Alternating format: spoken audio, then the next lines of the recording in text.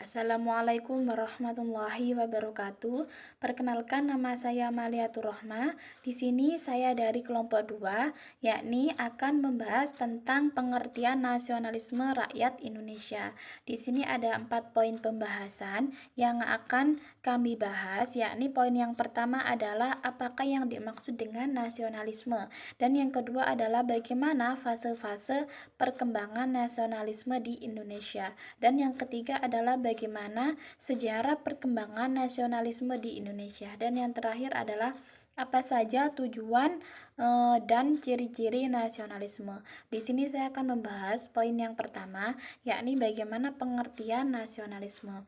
Di sini ada beberapa tokoh ya yang mengemukakan tentang pengertian nasionalisme. Di antaranya menurut Stondart, yakni nasionalisme adalah suatu kepercayaan yang dimiliki oleh sebagian terbesar individu, yakni seseorang individu yang memiliki suatu kepercayaan tersendiri, yakni di mana mereka menyatakan rasa kebangsaan sebagai perasaan memiliki secara bersama di dalam suatu bangsanya, yakni memiliki rasa kebangsaan atau cinta kepada tanah airnya. Dan menurut Dr. Hess dalam bukunya yang berjudul Nationality in History and Politics, yakni mengemukakan 4 unsur nasionalisme. Tapi di sini saya akan menyebutkan 2 saja, yakni tentang hasrat untuk mencapai suatu kesatuan, yakni hasrat keinginan untuk mencapai sebuah kesatuan. Dan yang kedua adalah hasrat untuk mencapai sebuah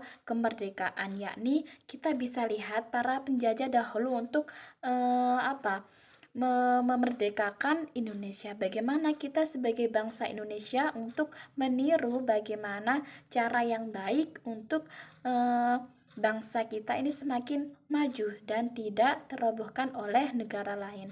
Dan dari definisi itu nampak bahwa negara dan bangsa adalah sekelompok manusia yang memiliki cita-cita bersama atau yang mengikat warga menjadi satu kesatuan. Dalam sekelompok bangsa atau negara pasti memiliki satu kesatuan. Dan yang kedua adalah kesejahteraan, yakni sejarah yang hidup bersama sehingga tercipta rasa senasib atau sepenanggungan. Dan di sini selanjutnya menurut Lonskander, nasionalisme adalah hasil dari perpaduan faktor-faktor politik, ekonomi, sosial, dan intelektual. Jadi di sini jadi satu persatuan, yakni dengan adanya faktor politik dan ekonomi ataupun sosial dan sebagainya. Dan di sini nasionalisme dalam arti sempit adalah suatu sikap yang meninggikan bangsanya sendiri sekaligus tidak menghargai bangsa lain sebagaimana semestinya.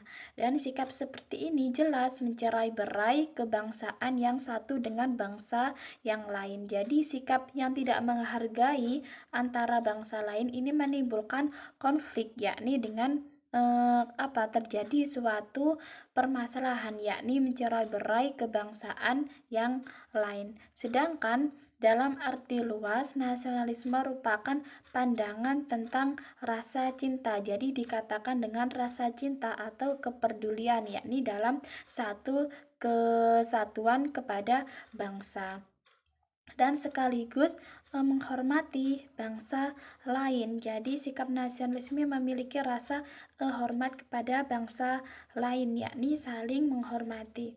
Dan ada beberapa upaya untuk meningkatkan jiwa nasionalisme sebagai warga kenegaraan yang berpendidikan, yakni di sini antaranya adalah meningkatkan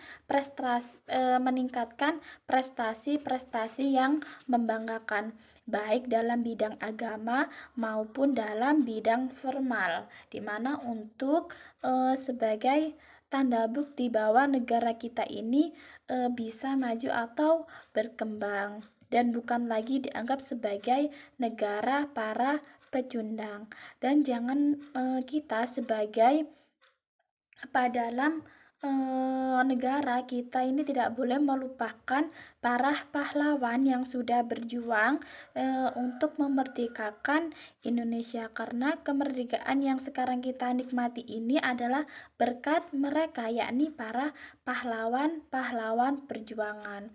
Sekian penjelasan dari saya. Pembahasan selanjutnya akan dilanjutkan oleh teman saya. Sekian dari saya, akhirul kalam. Wassalamualaikum warahmatullahi wabarakatuh.